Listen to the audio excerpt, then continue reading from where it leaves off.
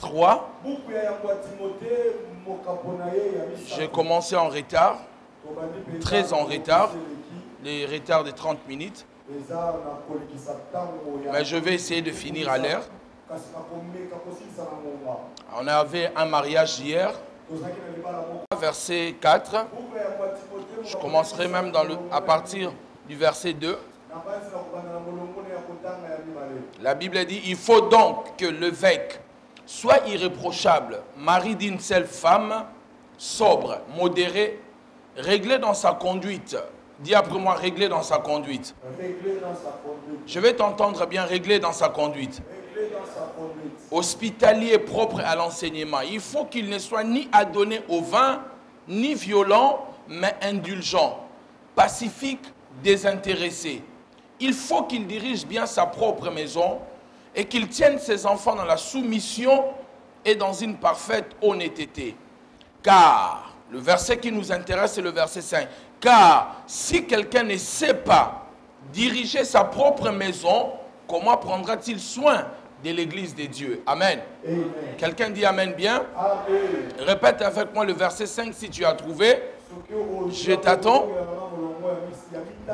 1, 2, 3. Car si quelqu'un ne sait pas diriger sa propre maison, comment prendra-t-il soin de l'église de Dieu? Amen. Amen. Père éternel, merci pour ton amour. Bénis cette portion d'écriture. Sois une réponse pour ton peuple et que ça change littéralement leur vie. Au nom de Jésus-Christ, Fils de Dieu vivant, nous avons ainsi prié. Amen. On acclame le Seigneur. Merci. Nous achevons aujourd'hui notre enseignement sur comment atteindre sa destinée. Les hommes de Dieu qui sont passés par ici ont enseigné beaucoup de choses qui nous ont aidés. Et le vendredi, j'avais expliqué beaucoup de choses dont je vais vous rappeler rapidement avant d'entrer dans le vif du message.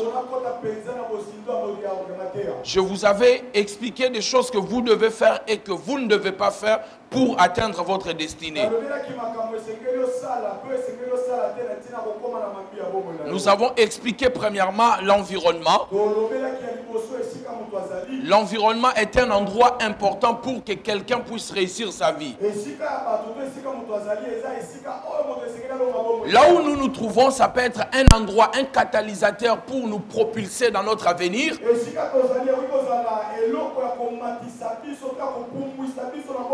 Comme ça peut être un endroit qui peut nous faire échouer. Certaines personnes ont échoué dans la vie simplement parce qu'ils se sont retrouvés dans un mauvais endroit. Lorsque vous partez en Europe, vous allez voir beaucoup de gens sont en prison et la plupart sont des innocents. Mais il y a un terme en français qu'on utilise. On les appelle les partenaires dans les crimes. Ils sont partis en prison, pas parce qu'ils avaient commis un acte. C'est parce qu'ils se sont retrouvés dans un mauvais endroit. Certaines conséquences que nous vivons dans notre vie, c'est simplement parce que nous nous trouvons dans un mauvais endroit. Et les mauvaises choses arrivent lorsqu'on habite toujours dans les mauvais endroits. Lorsque tu vis dans un mauvais endroit, dans un mauvais environnement, les mauvaises choses vont t'arriver. Quelqu'un me dit Amen bien. Beaucoup de mauvaises choses sont arrivées dans notre vie. C'est simplement, on s'est retrouvé dans les mauvais endroits. Il est difficile, mes chers amis, que les bonnes choses se fassent dans les mauvais endroits. Généralement, il n'y a que de mauvaises choses. C'est difficile de se retrouver en boîte de nuit avec des putes et trouvant quelqu'un en train de vous prêcher. Non, les bonnes choses ne peuvent pas se faire dans les mauvais endroits. Donc nous avons la responsabilité de choisir les endroits où nous devons être, où nous devons envoyer nos enfants. Ici je vais dire quelque chose aux parents, nous avons la responsabilité d'élever nos enfants dans des valeurs chrétiennes. Je ne te demande pas de faire de ton enfant pasteur. Je ne ferai pas de mon fils pasteur. Il a la liberté de faire ce qu'il veut. Tant qu'il reste dans les valeurs chrétiennes. Tant qu'il respecte la parole de Dieu. Moi, ça me touche. Il y avait un grand homme, Élie le sacrificateur, dont son sacerdoce et sa vie a été détruit, pas à cause de lui, mais à cause de ses enfants. Deux fois la mauvaise conduite des enfants peuvent aussi influencer la vie des parents. Je parlais d'environnement. L'environnement est très important. Regardez des personnes, lorsque nous grandissons, nous avons des éducations différentes.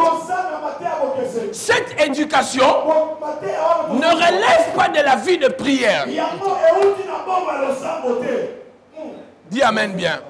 Dis Amen pour que je te dise quelque chose. Vous me donnerez quand même quelques minutes. J'ai envie de vous parler. Devenir chrétien ne change pas automatiquement ta mauvaise éducation. L'éducation, c'est quelque chose qui se construit dans la famille, dans l'environnement où tu vis. Alors tu peux devenir chrétien si tu ne laisses pas le temps à renouveler tes pensées par la parole de Dieu. Tu seras un pasteur avec une mauvaise éducation. Vous n'avez jamais vu de pasteur. Il est puissant. Il enseigne bien. Il prophétise. Mais il est mal élevé. Il a une mauvaise éducation. Il ne sait pas parler aux gens. Il ne sait pas traiter le problème. Tous les problèmes, il les règle devant. S'il a un problème avec quelqu'un, il les règle ici. C'est parce que nous avons cru. En devenant chrétien, notre éducation change automatiquement. C'est un travail personnel, quotidien, que vous devez faire tous les jours pour renouveler votre intelligence. Et c'est là peut se faire par les environnements. Les Français disent, dis-moi qui tu fréquentes et je te dirai qui tu es. Des fois, pour connaître quelqu'un, il faut regarder ses amis, il faut regarder son environnement, il faut regarder les gens qu'il fréquente, les gens qu'il laisse autour de lui. Même s'il se cache, vous pouvez comprendre quel genre de personne il est. Votre environnement, vos fréquentations vont vous trahir. Dis Amen bien. Alléluia. Alléluia. Dis Amen bien. Nous avons parlé de la sagesse. La sagesse, c'est tout ce qui peut vous éviter la souffrance, la galère, le plaire et les peines. Nous avons parlé de la vision. Nous avons parlé aussi de nos faiblesses, nos erreurs, nos faiblesses, comment ça nous brise. Mais aujourd'hui, je vais vous parler de quelque chose qui peut détruire une destinée si on ne fait pas attention. Je vais parler de quelque chose que j'ai déjà enseigné ici, mais je vais l'enseigner autrement aujourd'hui. Dis après moi l'ordre. Je vais t'entendre bien, l'ordre. Dis après moi l'ordre. Le verset que nous avons lu, le verset 5, nous a parlé de quelque chose qui va nous aider. La Bible dit, si quelqu'un ne sait pas diriger sa vie, sa maison ne pourra pas diriger l'église du Seigneur. En d'autres mots, cela se résume que cette personne est désordonnée. Maintenant, ce que vous devez savoir, Vous ne pouvez pas diriger la vie des autres si vous ne savez pas diriger votre propre vie. La plupart des gens ne seront jamais des responsables simplement parce qu'ils sont incapables de diriger leur propre vie. Celui qui ne sait pas diriger sa vie n'aura pas assez de compétences, assez d'intelligence pour diriger la vie des autres. Il est très important de comprendre l'essence d'organiser sa propre vie. Ici, le Seigneur, l'apôtre Paul est en train de parler à Timothée, de lui donner les instructions, de savoir comment diriger l'église, comment mettre l'ordre dans l'église. Et il dit, par rapport à l'établissement des évêques, voici ce que tu dois faire. Les conditions pour que quelqu'un soit un évêque. Dans toutes ces conditions-là, l'apôtre Paul voulait dire une seule chose à Timothée. La chose qu'il voulait dire à Timothée, c'était que Timothée devait mettre de l'ordre et devait voir l'ordre dans la vie de l'évêque. Imaginez si moi, votre pasteur, je suis quelqu'un de désordonné. Comment je pourrais vous diriger? Beaucoup de gens ne peuvent pas entrer dans leur destinée simplement parce qu'il y a beaucoup de désordre autour de leur vie. Laissez-moi vous dire une chose. Les désordres créent le trouble dans la vie. Les désordres te font perdre le temps. Regardez si vous laissez la maison en désordre. Le soir et le matin, tu dois partir à l'église. Premièrement, tu seras troublé. Deuxièmement, tu seras en retard. Ce n'est pas les démons qui t'ont mis en retard. C'est parce que tu étais dans les désordres. Beaucoup de vies ici sont en retard. Beaucoup de gens, beaucoup de vies sont en retard. Beaucoup de gens ne progressent pas. D'autres personnes, là où elles sont, ce n'est pas là où elles devaient être. Le grand problème, c'est qu'elles sont désordonnées. Et ces désordres-là créent le retard dans leur vie, créent les troubles et la confusion. Regardez-moi très bien.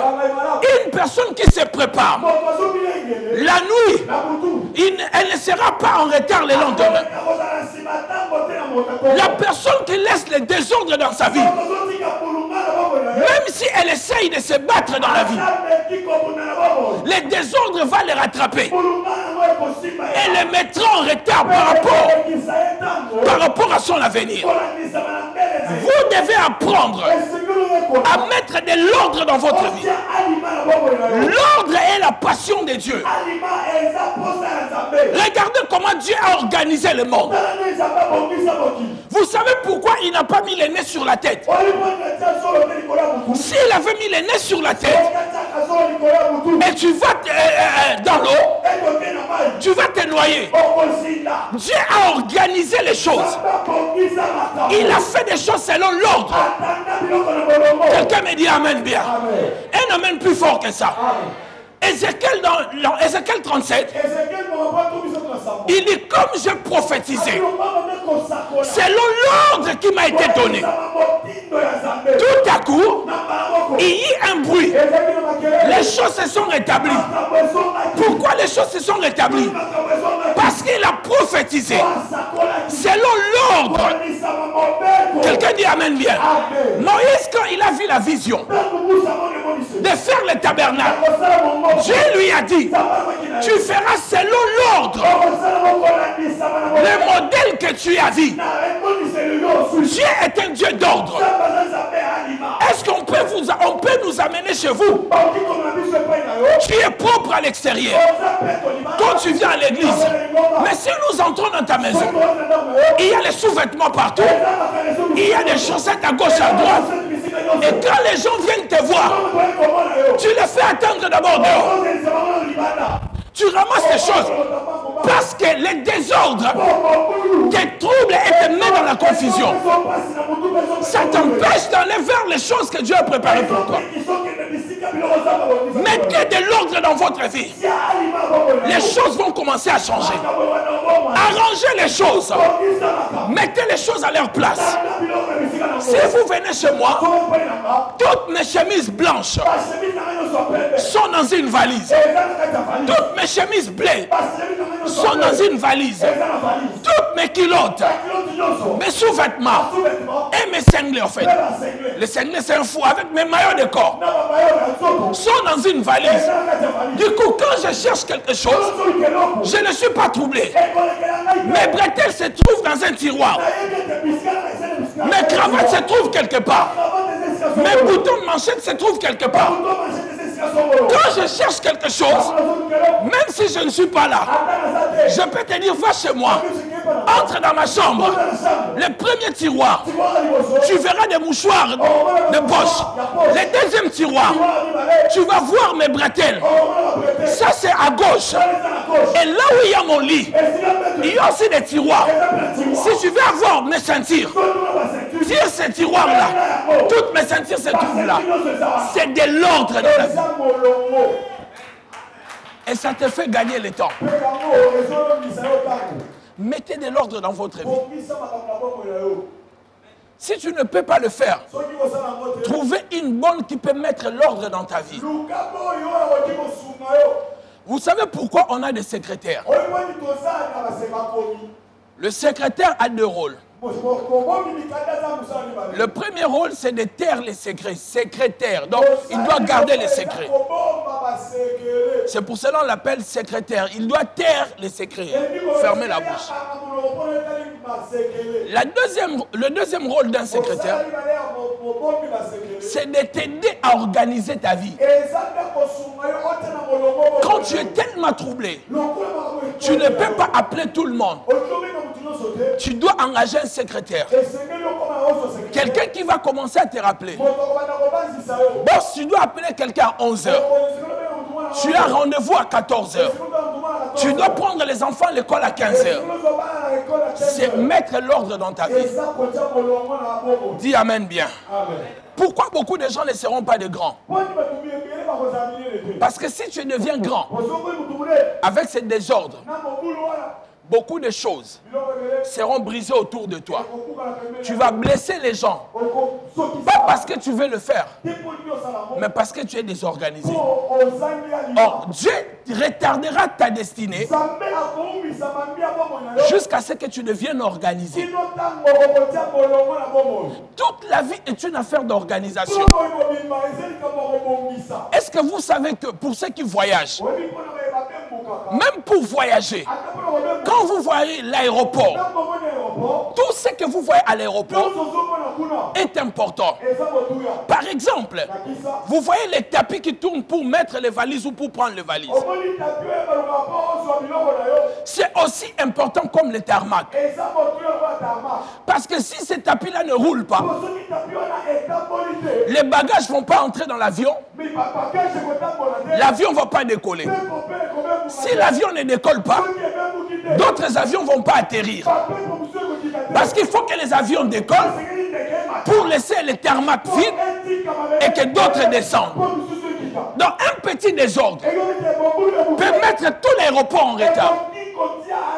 Un petit désordre dans votre vie peut désorganiser toute votre vie. Pourquoi le chaos est entré dans le monde? À cause du désordre. La manière dont Dieu avait structuré le monde, c'était à Adam de prendre la décision. Et Ève devait exécuter. Les enfants devaient le faire. Mais quand les rôles se sont inversés, Ève a pris la décision, le désordre est entré. Alléluia. Beaucoup de désordres sont dans nos vies. Simplement parce qu'il n'y a pas de priorité. Premièrement, écrivez. Le premier problème de l'ordre, c'est la priorité. Quand il n'y a pas de priorité, il est difficile de mettre l'ordre dans la vie. Est-ce Est-ce que vous savez tel que vous êtes ici? Excusez-moi. Mes enfants, excusez-moi. Beaucoup d'entre vous, vous n'avez aucune priorité. Tu ne sais même pas ce que tu vas faire aujourd'hui. Vous savez pourquoi vous dormez jusqu'à 11h? Et tu regardes toutes les séries des novellas jusqu'à 1h du matin. Il n'y a aucune priorité dans ta vie. Tu n'as aucun programme qui peut te tirer du lit à 5h. Quand on a une priorité, on sait qu'on va se réveiller à 5h, on évite de dormir à 2h. Parce que tu seras fatigué. Et la fatigue rend toujours une petite montagne une grande montagne. Quand on est fatigué, les choses qu'on pouvait faire dans 2 minutes, on peut les faire dans 1 heure. Alors pour ne pas tomber dans la fatigue, il faut se reposer. Pour se reposer, il faut avoir des objectifs, des priorités. Si vous n'obtenez pas les choses dans votre vie, c'est que vous n'avez pas encore fait ce que vous devez faire. La réussite de la vie commence par la priorité. Amen. Combien d'entre vous sont des parents ici? Ozana Mwana, si tu as des enfants, n'ayez pas peur, tu es parent. Merci beaucoup. Par exemple, tant que parent, quelle est ta priorité aujourd'hui? Quelle est ta priorité, parent? Vous voyez, beaucoup ne savent même pas. Nous sommes déjà au mois d'août. La rentrée, c'est dans quelques jours. Ils n'ont pas encore la priorité de penser à la fourniture scolaire. Donc, il va penser d'abord à son costume. C'est vers le 29 à la rentrée. Et quand tu n'as pas de priorité comme ça, les désordres s'installent dans ta vie. Quand tu n'as pas la priorité, la rentrée c'est dans moins d'1 mois, c'est vers le 25 que tu vas essayer d'organiser. Et ça va mettre les désordres. Et je vous ai dit, les désordres créent quoi? Le retard et la confusion. Tu vas amener l'enfant.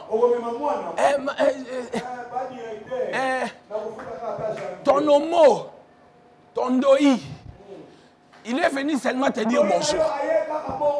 Vous croyez qu'un enfant de 3 ans a besoin de venir dire bonjour à quelqu'un? Tu es un menteur. Tu es venu demander l'argent. Et tu mens au nom de l'enfant. Il voulait seulement te dire bonjour. Alors ouvre sa bouche qu'il me dise bonjour maintenant. Vous faites des enfants pour que les autres les élèvent. C'est un désordre dans la vie. Amen. Tous tes enfants ont le nom de riche. Un papa de l'église qui est riche, dès que tu fais un enfant, tu lui donnes le nom. Une maman de l'église qui est riche, dès que tu fais l'enfant, tu lui donnes le nom. Tu sais déjà, 4 enfants sont des homos de 4 riches de l'église. Une petite femme à la maison. Non, l'homo était venu seulement te dire bonjour. Quel désordre dans la vie. Quelle confusion. Alléluia. Vous savez ce qu'on appelle la planification familiale? C'est l'ordre. Un jour, je parlais avec une de mes filles à Bruxelles. Je l'ai vue, elle était enceinte. Je dis, oh, tu es encore enceinte? Ah, pasteur. Sa copine a dit, oh, tu es pasteur? Et comment tu peux interdire quelqu'un de tomber enceinte? Mais la Bible dit, Dieu a dit multipliez-vous et remplissez la terre. J'ai dit à la sœur, quand Dieu l'avait dit, il n'y avait que 2 personnes sur la terre. Maintenant, on est plus de 7 milliards. Et la sœur là, en a déjà 5. Pourquoi elle doit ajouter encore? Non, dis amen bien. Il y a une différence entre un mâle et un homme. Un mâle, c'est comme un chien. Il fait des enfants. Il ne s'en occupe pas, il part. Mais un homme, quand il fait des enfants, il doit porter sa charge. Même s'il n'a pas étudié, mais il doit faire semblant de regarder les devoirs de son enfant. Ne faites pas des enfants devenir irresponsables. C'est les désordres dans la vie. Mettez de l'ordre dans votre vie. Vous échouez pas parce que les démons vous combattent. C'est parce que tu n'es pas organisé. Pourquoi tu veux louer une maison de 500 $? Alors que tu as un salaire de 200 $. Tu fais la course avec qui? Tu es désordonné. Tu vas détruire ta vie. Organise ta vie. Mets de l'ordre dans ta vie. Les choses vont changer. Combien il te reste à la fin du mois? S'il te reste rien du tout, tu es un homme dangereux. Je ne peux pas te donner ma fille au mariage. Un homme averti doit garder un peu d'argent. On ne sait jamais. Une maladie de la nuit, une urgence de la nuit, n'importe quoi peut arriver. Mettez de l'ordre dans votre vie. Et vous les femmes, vous voulez que votre mari puisse avoir une vie au-delà de ses moyens. Tu resteras veuve trop tôt. Et tu verras comment les veuves souffrent comme ça. Dis Amen. Vous me faites pas peur, dites Amen. Alléluia. Mettez de l'ordre dans votre vie. Organisez les choses. Mettez des priorités. Vous savez comment on fait fonctionner une nation et comment on peut fonctionner une famille et on peut fonctionner une vie. Regardez ce que je vous ai lu dans le verset 5. Dans le verset 5, j'ai dit ceci. La Bible dit, celui qui ne sait pas prendre soin de sa maison ne pourra pas prendre soin de l'église. En d'autres mots, celui qui ne sait pas diriger sa propre vie ne pourra pas diriger la vie des autres. Quand je voulais commencer l'église, je savais que l'église va me coûter beaucoup d'argent dans les 2 premières années pour que l'église puisse se prendre en charge. Qu'est-ce que j'ai fait? J'avais une Jeep qui coûtait beaucoup d'argent. J'ai vendu la Jeep, j'ai pris une partie d'argent, j'ai investi. Et dans cet investissement, j'ai des rentrées d'argent qui me permettent de payer le loyer à 950 $. À l'époque, c'était 1000 $.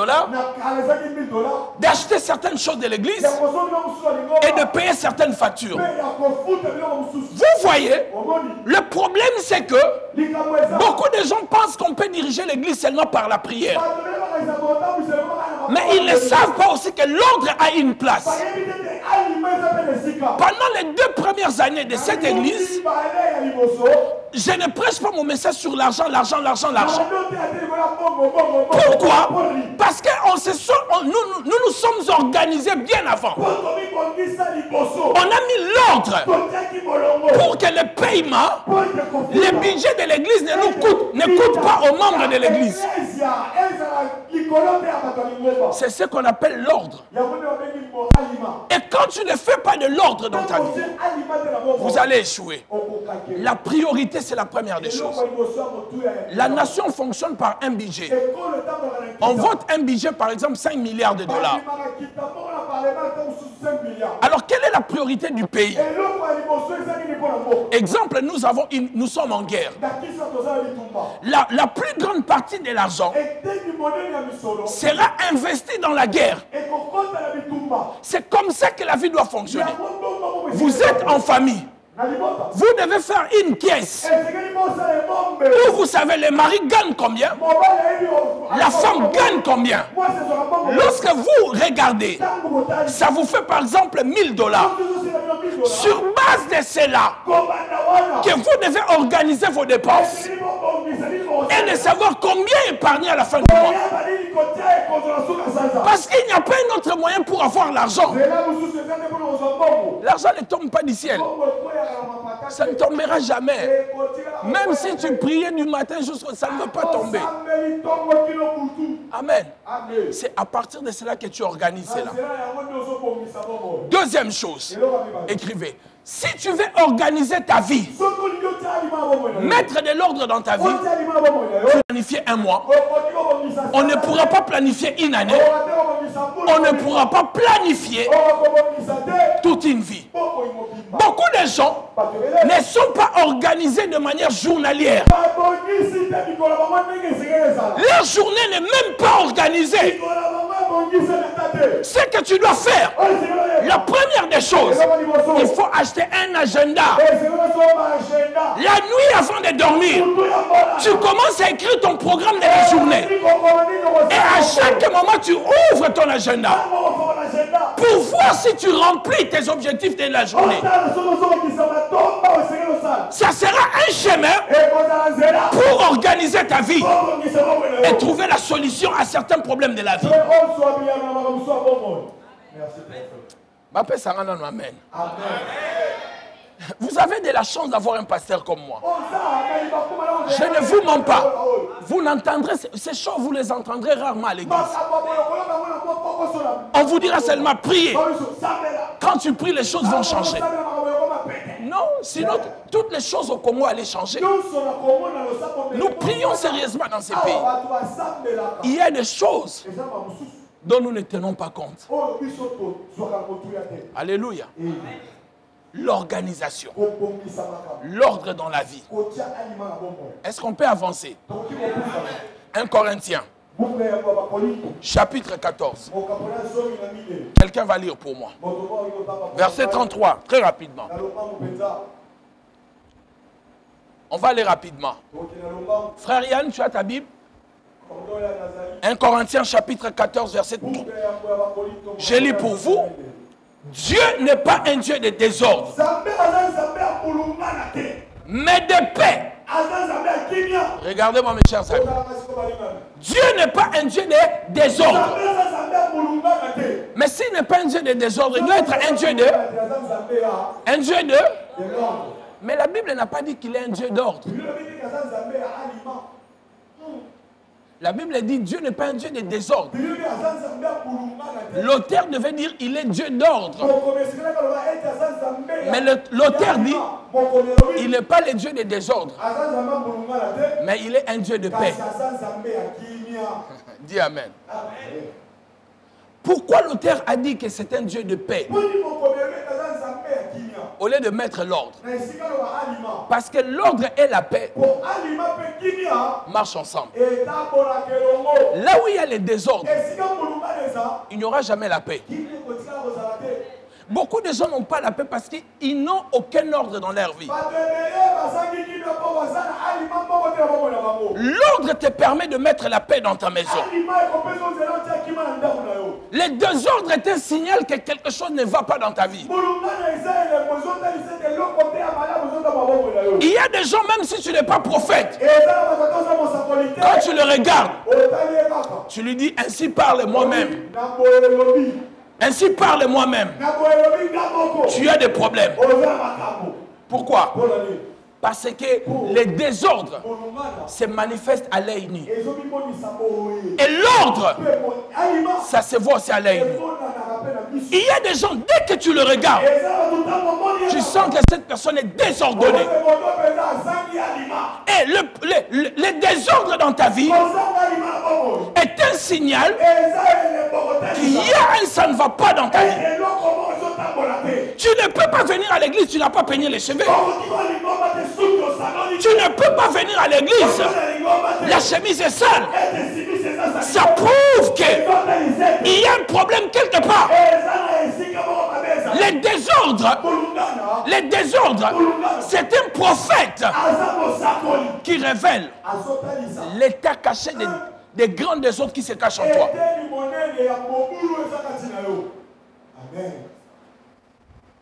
Mettez l'ordre dans votre vie. Quelqu'un dit Amen avec moi. Vous devez Vous devez apprendre à arranger les choses. Maintenant, écoutez-moi très bien. Je vais vous expliquer très rapidement c'est quoi un désordre. Les désordres, c'est le fait de ne pas classer les choses ou mettre les choses à leur place. Lorsque les choses ne sont pas dans leur place, les choses que je parle ici, ce ne sont pas seulement vos chemises. Vos enfants ne sont pas à leur place. Votre femme n'est pas à sa place. Votre mari n'est pas à sa place. C'est une forme de désordre. Quand les enfants ne sont pas à leur place, ils parleront à leur père comme ils veulent. J'ai un garçon de 19 ans. Il n'a jamais osé de me manquer le respect. Il n'a même pas rêvé de me manquer de respect. Parce que, pour moi et chez moi, chaque chose et chaque personne sont à leur place. C'est l'ordre chez moi. Il n'y a aucun désordre. Chaque personne doit être à sa place. Beaucoup de désordre autour de toi. Tout le monde peut entrer chez toi. Tout le monde peut aller jusqu'à dans la chambre, dans la cuisine. Et il y a n'importe quoi chez toi. Il n'y a aucune restriction chez toi. C'est le désordre total. Oh, moi je suis quelqu'un qui aime les gens. Aimer les gens ne veut pas dire laisser ta maison comme si c'était une boîte de nuit. Mettez de l'ordre. Est-ce que vous ne savez pas, même Jésus l'a fait? Tantôt il priait lui-même. Tantôt avec 3 personnes. Tantôt avec 12. Tantôt il prenait et tous. Pourquoi toi tu laisses les gens entrer chez toi facilement? Pourquoi il n'y a pas l'ordre chez toi? Pourquoi il n'y a pas une restriction? Pourquoi il n'y a pas des choses que chez toi, c'est bien marqué, ça on ne le fait pas, ça on le fait? Parce que les choses ne sont pas à leur place et il y a des désordres. Les désordres veut aussi dire manque de discipline. Les désordres veut dire aussi manque de cohérence et d'organisation. Quand il n'y a pas l'organisation, il y a la désorganisation. Ça crée la confusion dans votre vie. Vous savez, mes chers amis, la réussite dans la vie n'est pas une question d'abord d'argent. C'est d'abord question de savoir ce qu'on veut faire et de l'organisation dans ce qu'on veut faire. Vous savez qu'il y a beaucoup de gens qui ont touché plus d'argent que vous, mais qui n'ont pas ce qu'ils ont aujourd'hui, qui n'ont pas des choses comme vous. Je connaissais quelqu'un qui avait beaucoup d'argent, mais aujourd'hui, il n'a rien du tout. Simplement parce qu'il n'avait pas mis l'ordre dans sa vie. Il n'y avait aucune priorité. Je prêchais chez un de mes jeunes frères. Il y avait un homme d'État dans cette église-là. Je prophétisais pour lui. J'ai vu qu'il achète que de voitures. Et il n'a pas de maison. C'est manque d'organisation. Manque de priorité. La voiture va faire l'accident. Tu deviendras piéton. Mais la maison, même si ça s'écroule, il te reste la terre que tu peux vendre. Il est désordonné. Si tu as l'argent, tu n'es pas organisé, dans 5 ans, tu deviendras pauvre. Mais si tu as peu d'argent, tu es organisé, dans 5 ans, tu deviendras riche. Le problème, c'est de mettre l'ordre dans votre vie. Pourquoi vous pensez que vous avez 17 ans? Tu ne sais pas que tu es sur la voie des 50 ans. Mais quand tu es déjà dans 40, tu es sur la voie des 50. Même quand tu es dans les 38, tu es entre la frontière des 40 et 50. Imaginez quand on disait que ton père avait 50 ans, comment tu le voyais comme un vieux? Et aujourd'hui, toi, tu as 50 ans, qu'est-ce que tu as fait? 40 ans, qu'est-ce que tu as fait? Ton père venait du village. À 27 ans, il avait déjà acheté la maison. Toi, tu es né à Kinshasa. 44 ans, tu n'as même pas l'open de terre en Banzambou. Et tu crois que tu es jeune. Quand tu te regardes sur le miroir, tu as mis un peu de carreau light. Tu as taillé tes sourcils. Tu as mis le costume. Et tu marches. Les jeunes filles te regardent. Tu dis, j'ai encore le temps. Tu ne sais pas que les vieux jours sont plus difficiles que nos jeunes jours. À 20 ans, tu peux manger chez les gens. À 75, on va t'attraper sorcier. Mais papy, pourquoi ton ami vient toujours manger chez nous? Maintenant, prenez le temps de réfléchir. Organisez votre vie. Mettez les choses à leur place. Dis à ta femme, nous gagnons combien? À partir de maintenant, on va épargner $100. Vouloir ou pas. Même si on va manger du riz avec l'huile de palme, mais nous mettrons $100 de côté. Jusqu'à la fin de l'année, on aura 1200. Tu vas te lancer dans une activité et nous aurons des entrées d'argent. On peut faire face aux problèmes de la vie. Tout ne se règle pas par la prière. Des fois, c'est l'organisation. Nous devons commencer à organiser nos vies. Tu dois organiser ta vie. Quelqu'un me dit amen bien. Un amen plus fort que ça. Dans 1 Corinthiens chapitre 14, verset 40, la Bible dit, mais que tout se fasse avec bienséance et avec l'ordre. Dieu demande que tout se fasse avec l'ordre. Parce que Dieu n'est pas un Dieu de désordre, mais c'est un Dieu de paix.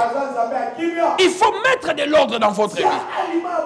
L'ordre, c'est la capacité de bien gouverner. Celui qui ne met pas l'ordre ne pourra pas bien gouverner.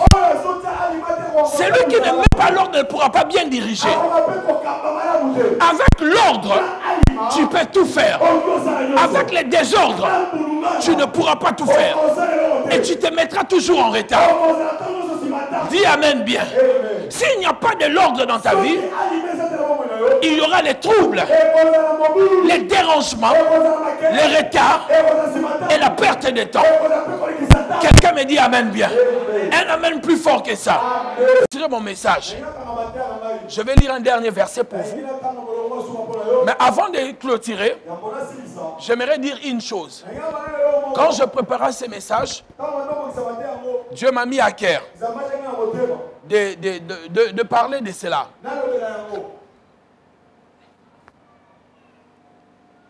La plus grosse erreur que les gens commettent, plus ils gagnent l'argent, plus ils dépensent. Vous n'avez jamais vu, plus vous gagnez l'argent, c'est comme si l'argent ne suffit même pas. Amen. Tu avais un salaire de $1000. Ça ne suffisait pas. Je dis, si on peut me doubler, je pourrais commencer à épargner. Tu atteins directement 2500. Et tu vois que ça ne suffit pas. Ah, mais cette histoire-là. Vous savez c'est quoi le problème? C'est ce que Dieu m'a mis à cœur hier soir. La plupart des personnes, quand ils ont plus d'argent, ils n'investissent pas, ils n'épargnent pas, mais ils créent une autre dépense. Remarquez, dès qu'on te nomme chef, tu passes de $1000 à $3000. La première pensée de quitter Kassavou. Je vais louer à ma campagne. Alors au même moment, tu ne sais pas, tu as quitté le loyer de 500 pour un loyer de 1300. Vous étiez en train de manger votre nourriture à la maison calmement. Chaque week-end. Madame, tu ne prépares pas. Prends les enfants, on va manger en ville. Mais si vous mangez $50 chaque week-end, ça vous fait $100 par week-end et par mois $400. Plus les loyers de 1200, ça vous fait 1600. Alors comme nous les hommes ne sommes pas satisfaits, plus les salaires ont augmenté, les bureaux aussi vont augmenter. Tu vois une fille la mince. Yo, maman là-bas, je vais prendre une petite fille mince. Mais tu ne sais pas, tu ne t'engages pas seulement avec la petite fille. La petite fille a des parents, la petite fille a des tontons, a des petits frères, a des petites sœurs. Donc tu commences à nourrir une autre maison. C'est pour cela que tu auras toujours des problèmes.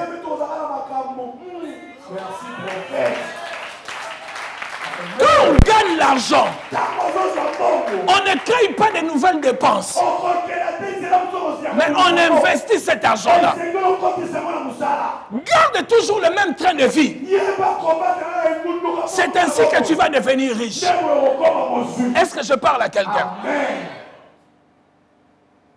Des fois, on ne fait pas attention.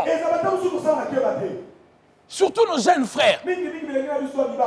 Toi, tu sors avec une fille qui a Galaxy S8, iPhone 7. Et tu vas le voir, la fille, là où elle habite, à Kimbangu. Et elle loue.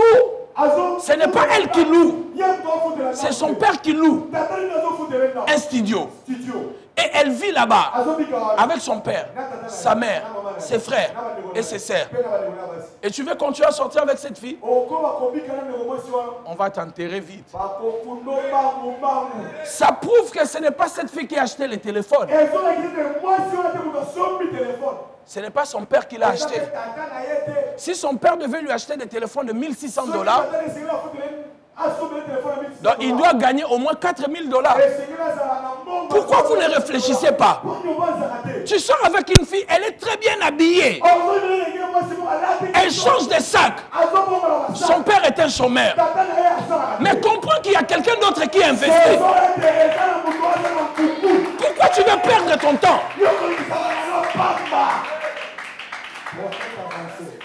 Est-ce que je peux parler? Devenez intelligent.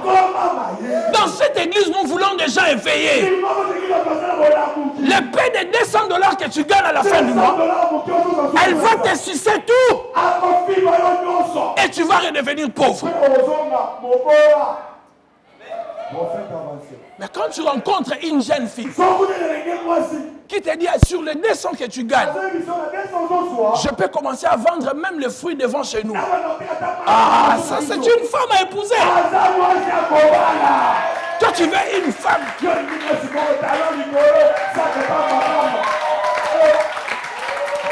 Frère, on va t'enterrer très tôt. Et tu vas nous laisser ici. Mettez de l'ordre dans votre vie. Organisez votre vie. Faites très attention. La vie est courte et de l'intelligence.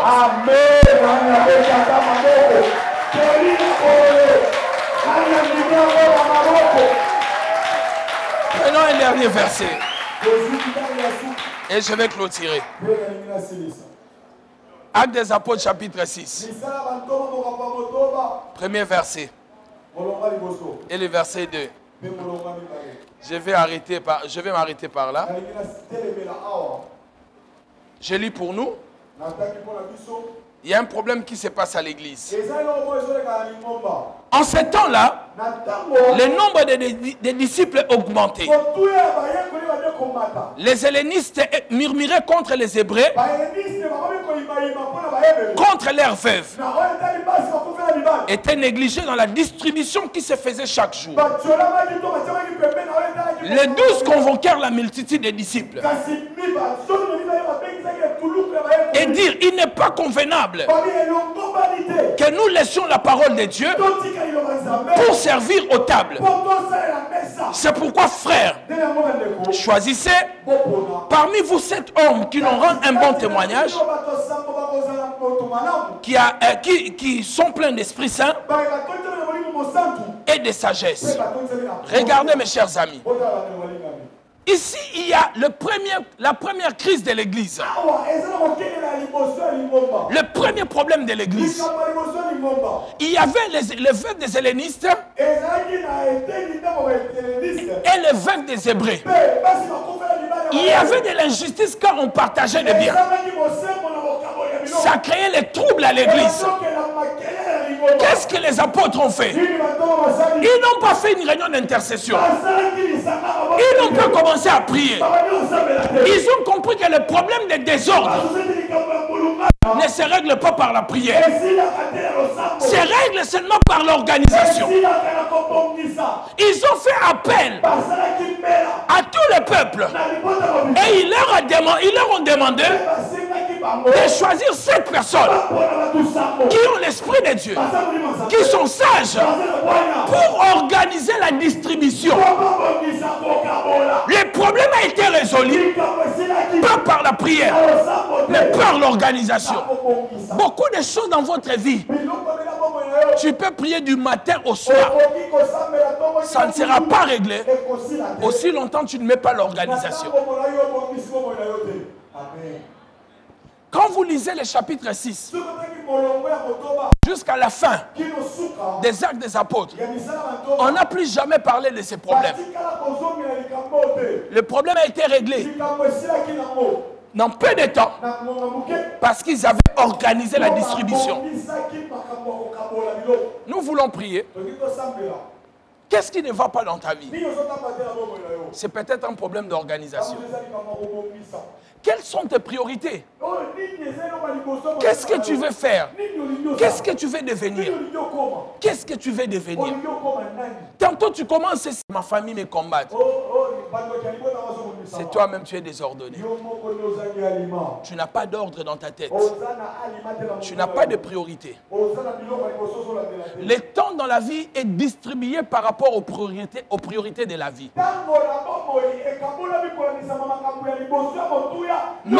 Mettez votre temps dans vos priorités. Et quelles sont d'abord vos priorités? Qu'est-ce que tu veux devenir cette année? Il te reste 4 mois. Quels sont les plans que tu as établis pour bien finir cette année? C'est beau bien pour moi de te dire cette année, tu ne finiras pas cette année comme ça. Mais oui, quelles sont les structures que tu as placées? Quels sont les ordres ou l'ordre que tu as placé dans ta vie? Et des places. Et je reviendrai vous chercher. Parce que Dieu, c'est un Dieu d'ordre. Est-ce que toi, tu es un homme d'ordre? Une femme d'ordre? Qu'est-ce que tu fais de ta vie? Nous voulons prier. Père éternel, au nom de Jésus, ma prière, Seigneur, ce matin, est d'aider ta population, ton peuple, à mettre de l'ordre dans leur vie.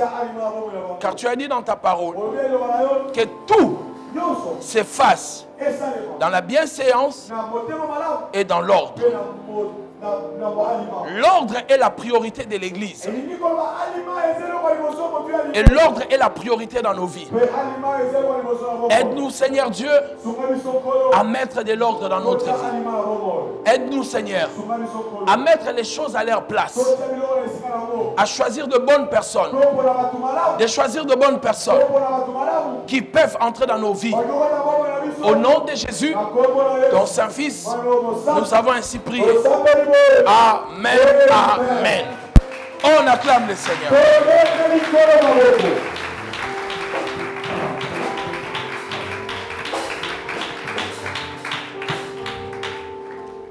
Est-ce que quelqu'un peut acclamer le Seigneur?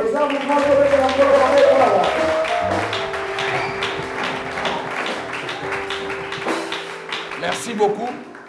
La seule chose que je peux vous demander, à partir de maintenant, tu ne pourras pas mettre l'ordre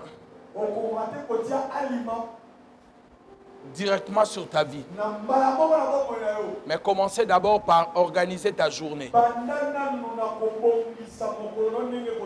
Quand tu vas dormir, pense à tout ce que tu vas faire. Si tu n'as pas l'agenda, écris ça sur un papier. Et regarde, à 8 h, j'ai rendez-vous à l'école des enfants. À 10 h, je dois rencontrer mon client. À midi, je dois manger avec ma famille. Organiser ces choses-là, ça va te permettre d'avancer, d'aller très loin. Quand tu réussiras à organiser une journée, tu organiseras une semaine, tu organiseras un mois et toute ta vie sera organisée.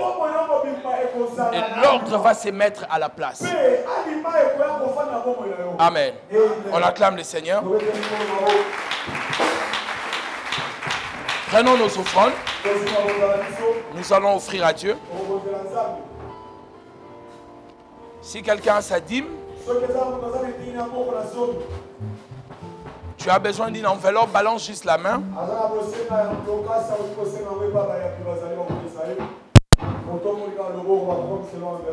Tu as besoin d'une enveloppe pour la dîme, pour une action de grâce, pour une offrande spéciale. Tu